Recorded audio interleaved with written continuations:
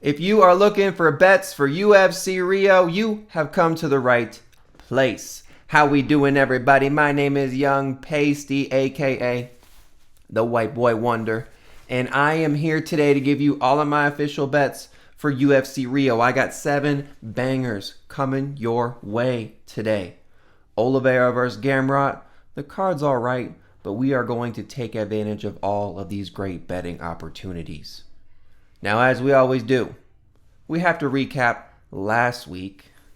And yeah, we're putting the gloves back on. We throw on the gloves every time we have a winning week. Pulling the results up here right now. Plus 2.63 units on the bets last week for UFC 320. Let's freaking go. Should have had a little bit more because Patchy Mix got robbed, guys. Now, it was bet number 7, right? My least confident. They should have won. My should have won parlay. Patchy Mix should have freaking won. But yeah, they robbed him. But bet number 1 comes through with ease. Bet number 2, Jury had me on skates for a little bit, but he pulls off a vintage win. Bet number 3 hits with ease. Bet number 4, Marab does Marab things. I thought Patchy Mix or in the Jacob fight, somebody would have found a finish. That did not happen. And then, man, Juice saying you. Bro, you can't be doing all this flashy stuff in the octagon, showboating, and then fucking lose like that. Yeah, something to take note of, right? And maybe we're doubting Willie Cat's skills. Not we, me. But plus 2.63 units on the bets last week. Pretty solid week. Love pulling out the gloves, the handmade crochet boxing gloves every time we have a winning week. So let's get to it for this week. UFC Rio. As I said, I got 7 official bets for you guys this week. We sort them in confidence. So bet number 1 is always my most confident play of the week. Then it goes on down from there. So let's get to it. The official bets for UFC Rio. Starting off with bet number 1, my most confident play of the week. We're going back to the well. We're going back to one of my boys. Clayton Carpenter. Minus 110. We are putting 2 units on it. This is my boy, okay? Haven't bet against him. I even bet on him in his last fight versus Tagir Ulanbekov, okay? Now he's going up against a Filho who, that's a step down in competition from Ulanbekov, obviously, but he held his own in that last fight versus an elite Dagestani wrestler, and he had his moments, right? Obviously lost the fight, but prior to that, pulling off some solid wins as well. Beating a Lucas Rocha, beating an Edgar Chairez on his Dana White Contender Series debut. Contender Series debut on his Dana White Contender Series fight. But I think Clayton Carpenter has the better striking. I think he has the much better footwork, training at an MMA lab, getting some good training, good gym to come out of. Better grappler than Filho, in my opinion. Filho's a dog, okay? I'll give him that, but he just gets a little reckless at times. He's been handled on the mat before. We've seen that. I think takedowns are going to present themselves for Carpenter. I think he's just going to go for the takedown when opportunistic takedowns. You know what I mean? I think he's better on the feet too. I think he'll piece him up on the feet as well. Honestly, I think he gets this fight to the mat, and I think he finds a submission against Filho. Clayton, don't sleep on Clayton Carpenter's grappling skills. We saw against Rocha, right? He can take people to the mat. He can hold you. He can just clinch on and grab you and not let you get up. Filho does have okay scrambles, but I think, maybe if he flips position or gets out, Clayton Carpenter is going to be able to get him back to the ground or reverse position back to him on top position. So I just think Clayton Carpenter is better everywhere than Andre Fili. So again, we're going back to the well. Minus 110. I got him at a pick'em. Again, peep the Patreon. That's where I put all of my bets when I place them. It's free too. The Patreon's free. Again, links in the description. Subscribe to it. But that's where I put all my bets out when I place them. I put them in earlier in the week. Obviously, the odds adjust as the week goes on. Okay, we try and stay ahead of the lines, and we are on this one because he's at a minus 125 currently. So my most confident play of the week. Bet number 1. Clayton Carpenter Minus 110. We are putting 2 units on it. Let's go. Alrighty, moving on to bet number 2. Little 2-pick parlay. You know we like doing that around here. And it fits for bet number 2, okay? Walter Walker. Montel Jackson. Minus 130. We are putting 1.3 units on it first. Walter Walker. Our heel hook king will strike again, okay? Usman has never faced a grappler like Walker before. Usman has been sub before, but it was a club and sub, right? He really hasn't faced wrestlers or grapplers like Walter Walker, and I think he gets the job done here. I think he's able to take down Muhammad Usman and either get a submission or body him on the mat for 3 rounds. I think Walter Walker has been slept on. And they're giving him another, not a ranked heavyweight, but like a lower level kind of heavyweight. He just fought Hamdi. You know what I mean? Walker coming off 3 straight wins at heavyweight. I don't know. Fight doesn't really make sense to me. But I'm not going to doubt Walter Walker until he needs to be doubted. So I think he's the much better grappler. I think he'll get the job done there. Montel Quick Jackson. He has so many ways to beat Figgy. Huge, taller, like he is much taller than Figgy, has a very large reach advantage. He's the more technical striker in my opinion. He's powerful, he's good on the fence, he can get takedowns if needed, he's got jiu-jitsu in his back pocket. Bigger, younger, faster, stronger, Montel Jackson is. And Figgy hasn't looked so hot in his last 2 fights, granted, right? Corey Sandhagen, Peter Yan. High level competition. Nevertheless, I think Montel Jackson getting back in the octagon here after being inactive. People are doubting him. People are giving him crap. I like him increasing his activity here. Going up against a high-ranked opponent. Hopefully moving his way on up. Again, I think Montel Jackson is off here to make a title run. So, give me Montel Quick Jackson to end the 2-pick parlay. Minus 130, 1.3 units. That is bet number 2 of the week. Let's go. All right, moving on to bet number 3. If you guys are new around here, it is the 3-pick parlay of the week.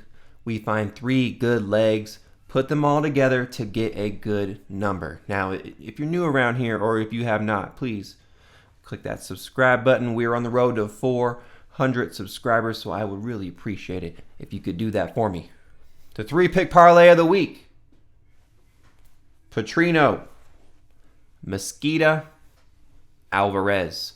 Minus 110. We are putting 1.25 units on it. Just need these 3 fighters to win, and they should get the job done easy. Petrino's taking on Petersen, who honestly got handled by Gaziev. I think it plays out in similar fashion. Petrino, power puncher, has a little bit of ground skills. I just think he is much, much better than Petersen. He should end up knocking him out. Next, Alekseeva is awful. Mesquita is going to handle Alekseeva. Alekseeva got lost to Saigula, who is awful. Okay? Mesquita is an elite grappler. She is going to handle Alekseeva on the mat. Probably end up getting a submission.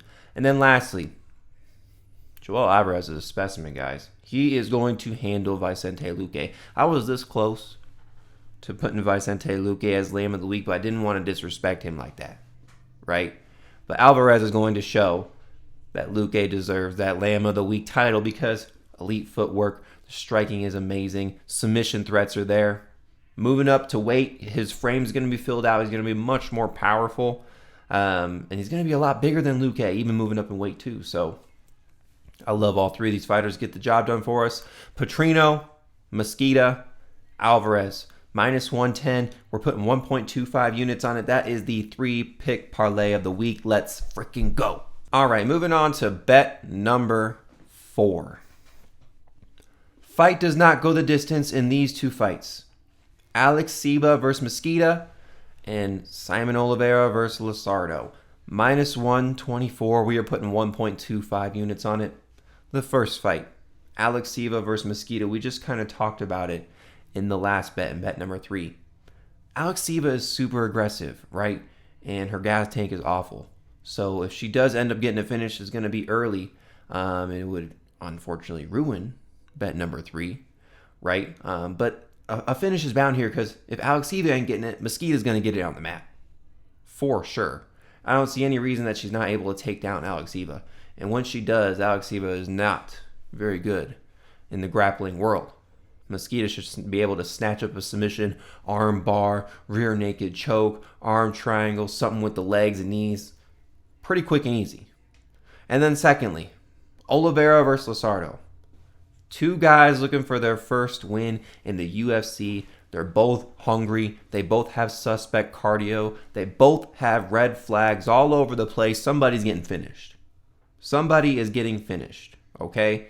I don't know who it's going to be. I picked Oliveira by submission, but I could see it on the side of Luzardo. I could see somebody getting caught because Oliveira's getting knocked out like crazy. Luzardo hasn't fought in over 2.5 years. There's just, again, red flags all over the place. I think one of them ends up getting finished. So, fight does not go the distance in the Alekseeva versus Mesquita and the Oliveira versus Luzardo fight.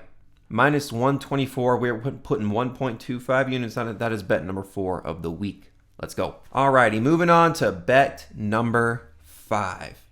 And from here on out, guys, it's straight dogs. And this is the first one. Lucas Almeida, plus 125. We are putting 1 unit on it. Look, I'll take the guy with more UFC experience, more fighting experience, good counters, really good power in the hands, great kicks. Aswell just lost to Oki. I think Almeida is at least on the same level as Balaji Oki. And we've seen Oki just lose here, right? So it's like, I think Lucas Almeida is on the same level, if not better. Aswell just comes in too recklessly, man. Whether he lands the shot or not, he's always throwing punches, which is not very good against a Lucas Almeida, who is really good at counters. You come in too crazy, he'll hit you with a nice elbow. He'll hit you with a nice little check hook. He'll mix in kicks. He'll chop up the leg of Aswell to slow down the movement. Lucas Almeida, with the experience, I think he gets the job done. Honestly, I think he knocks out Aswell. And Aswell is durable. He's tough. And he took some huge, heavy punches from Oki. But I think Lucas Almeida is going to find that particular spot on his face that just flatlines him. So Lucas Almeida, plus 125. We're putting 1 unit on it. That is bet number 5 of the week. Let's go. All right, moving on to bet number 6. And I told you it was straight dogs from here on out. We got another one. Stewart Nickel, plus 110. We are putting 1 unit on it.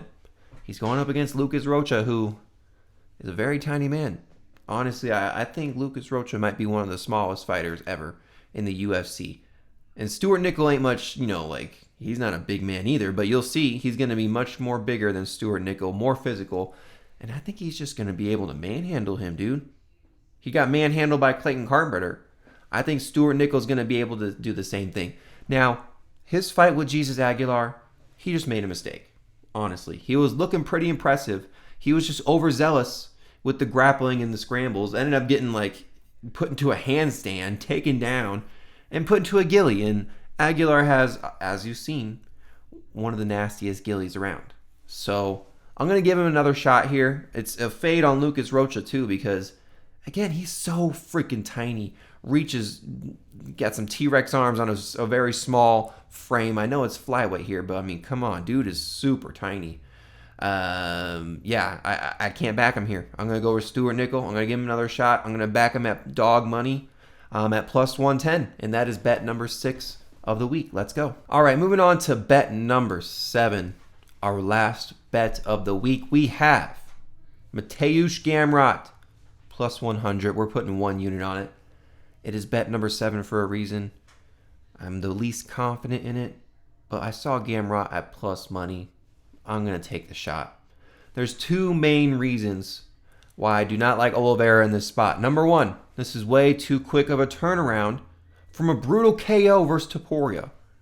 In all of his other losses, he's taken the adequate time to either recover or just get his mind right. At least 6 months, right? That's what in my opinion, you need at least 6 months off a knockout like that to just get your mind right, to get your head right, to make sure we're not getting any concussions or reconcussing yourself.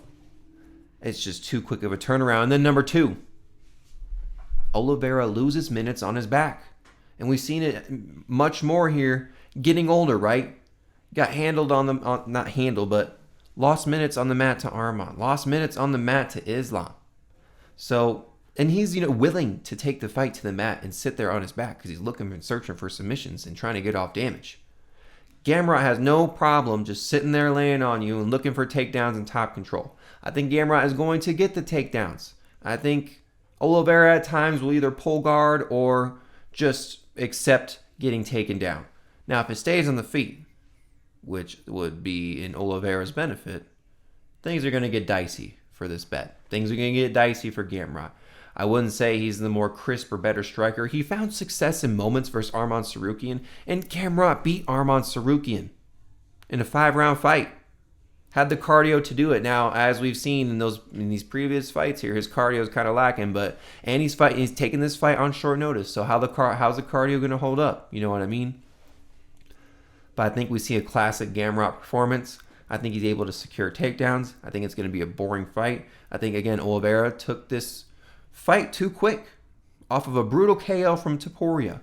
So even though Gamrot don't really have knockout power, the chin's a little brittle on Oliveira, right? One clean shot could land him out again. So I hope it doesn't happen like that. But I'm taking Gamrot at plus money. He's probably going to go back to a pick'em at like minus 110. That's where I anticipate either that or he'll go back to up to a minus 120. This line's kind of been teeter-tottering, right? So, again, saw him at plus money. We're going to take the shot. Mateusz Gamrot, plus 100. One unit. That is bet number 7 of the week. And that is all of the bets for the week. If you guys are wondering about the parlays, those will be posted in the Patreon for free. Again, links in the description. We're taking the parlays out of the bets video. We're just going to keep it simple and straightforward, just the official bets every single week. If you want the parlays, they're additional, they're free. I still do put them in, and they will be on the Patreon. But let's have a good week this week for UFC Rio. Let's make this week number 4 of a profitable week. Hopefully, I'm not jinxing myself by saying it right. But we've been making a little bit of coin around here, okay? And if you haven't, click that subscribe button for me, please. We are on the road to 400 subscribers, so it would mean a lot to me if you could click that button. UFC Rio, Young Pasty is out. Let's go.